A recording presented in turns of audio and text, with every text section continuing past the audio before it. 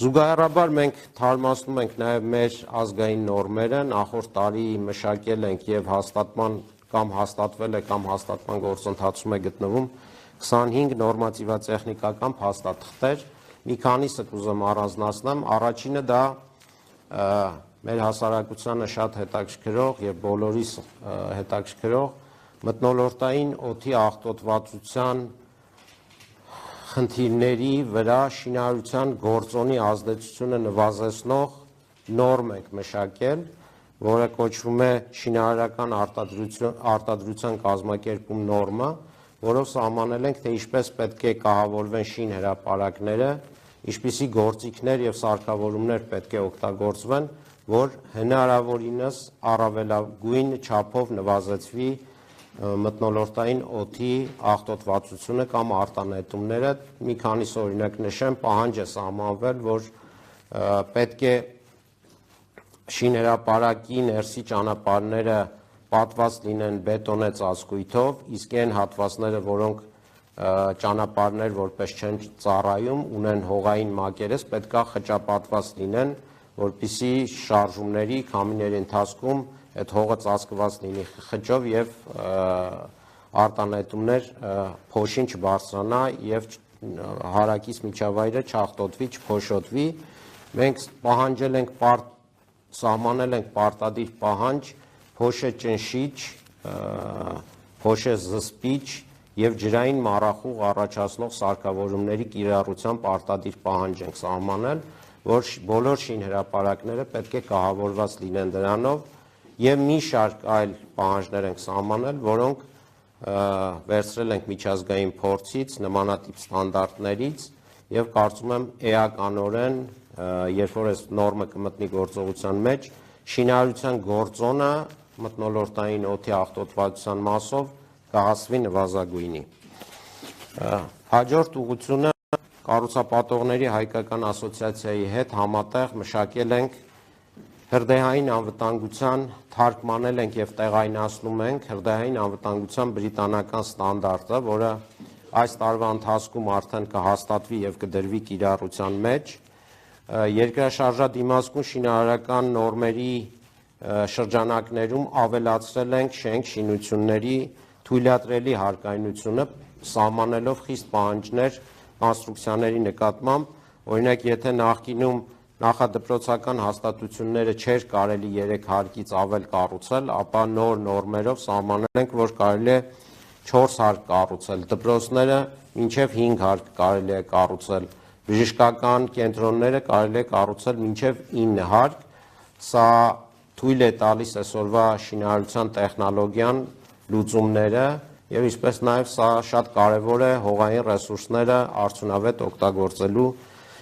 տեսանկյունից։ Դուք գիտեք, որ մեծ ծավալի դպրոցաշինության ծրագիր է իրականացվում եւ շահագործման հանձնելուց հետո անհրաժեշտ է այս դպրոցները պատշաճ կարգով շահագործել։ Քաղաքաշինության կոմիտեն նախաձեռնել է եւ հիմա ավարտական փուլում է գտնվում դպրոցների շահագործման ձեռնարկի մշակման աշխատանքները,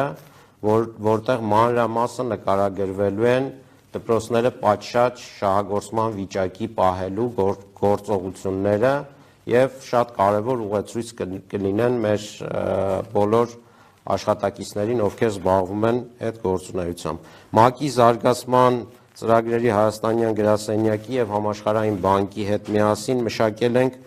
կանաչ քաղաքաշինության եւ էներգոարդյունավետության խթանման ուղղված նախագծման ուղեցույց, որպեսզի նախագծողները կարողանան օգտվել եւ իրենց նախագծերի մեջ կիրառեն այդ տեխնիկական լուծումները։ Դուք գիտեք, որ մեր շինհրապարակներում այսօր աշխատում են բազմաթիվ օտարազգիներ եւ շատ են կարեւորում աշխատանքի անվտանգության կանոնների պահպանումը մեր շինհրապարակներում։ Մենք մշակել ենք համապատասխան նորմը, թարգմանել ենք ռուսերեն եւ անգլերեն լեզուներով եւ տրամադրել ենք համապատասխան կառույցներին, որպեսզի նրանք ծանոթացնեն ոչ մենակ մեր քաղաքացիներին, այլ նաեւ բոլոր այն օտարազգիներին, թե ինչպես պահպանեն անվտանգության կանոնները, որպեսզի դժբախտ դեպքերից խուսափենք շինհրապարակներում։ Լոռու եւ Տավուշի մարզերում գետերի վարարման աղետի ժամանակ մենք տեսանք, որ Հայաստանի Հանրապետությունում առկա չէ մետաղական ուրեմն կոնստրուկցիաներով կամուրջների արտադրության նախագիծ եւ ստացանք հանձնարարությունը կատարեցինք եւ հիմա մշակել ենք եւ հաստատել ենք մետաղական կոնստրուկցիաներով կամուրջների արտադրության ըստ էության ամբողջ փաստաթղթավորումն ենք իրականացրել եւ առաջիկայում տկենի մեր գործընկերները կպատվիրեն եւ կսկսենք նաեւ Հայաստանի Հանրապետությունում արտադրել մետաղական կոնստրուկցիաներով կամուրջներ, որոնք ցանկացած տեղամասում կարող ենք այդ տարրերը միացնելով հավաքել եւ ստանալ այսօրվա պահանջներին համապատասխան կրողունակություն ունեցող կամուրջներ։ Ես մի քանի ուղղություններ նշեցի, բայց մեծ ծավալի աշխատանք է կատարվել։ Հաջորդ ուղղությունը, ինչի մասին կուզեմ խոսեմ, դա շենքերի եւ շինությունների անձնագրավորման կարգն է։ Քաղաքաշինության կոմիտեն մշակել է համապատասխան ուղեցույցը, անձնագրի օրինակելի ձևը, իսկ նախորդ տարվա վերջում կառավարությունը ընդունել է անձնագրավորման կարգը, հաստատվել է կառավարության որոշումով։ Սա ինչի համար է, ես շատ եմ կարևորում այս կարգը, որովհետեւ մեր քաղաքացիները, սեփականատերերը, գնորդները, գնահատման ծառայություն մատուցողները, բանկերը կարողանան հասկանալ, թե իրենց շենքը, որտեղ նրանք բնակվում են, ինչ սեյսմակայունություն ունի, ինչ հնարավոր բացական ազդեցություններ ունեն, որոնք են դրանց լուծումները, էներգոարդյունավետության մակարդակը, որն է, այս բոլոր չափանիշները անձնագրում նախատեսված է։ Ճիշտ է, այս պահին կառավարության որոշման տրամաբանությունը դրված է կամավորության սկզբունքով, այսինքն մենք այս ամբողջ փաստաթղթավորումը իրականացրել ենք, փոխանցենք եւ կվերապատրաստենք բազմաբնակարան բնակելի շենքը կառավարիչներին, շենքերի կառավարիչներին եւ այս պահին կամավորության սկզբունքով ենք դրել, բայց հետագայում մտածում ենք անցնել պարտադիր կիրառության եւ ստեղծել թվային ռեեստր եւ յուրաքանչյուր շենքի մուտքերի մոտ փակցնել QR կոդեր, որ ցանկացած քաղաքացի, սեփականատեր, գնորդ, իմ թվարկած կամ որևէ քաղաքացի, երբ որ սկանավորի այդ QR կոդը, տեսնի այդ շենքի տեխնիկական անձնագիրը եւ դրանից բխող իր որոշումները կայացնի։ Դրա հետ զուգահեռ, որպեսզի ամբողջ շղթան կանոնակարգված լինի, մենք հաստատել ենք շենքերի եւ շինությունների տեխնիկական վիճակի հետազննության կարգը, որի արդյունքում նաեւ որոշ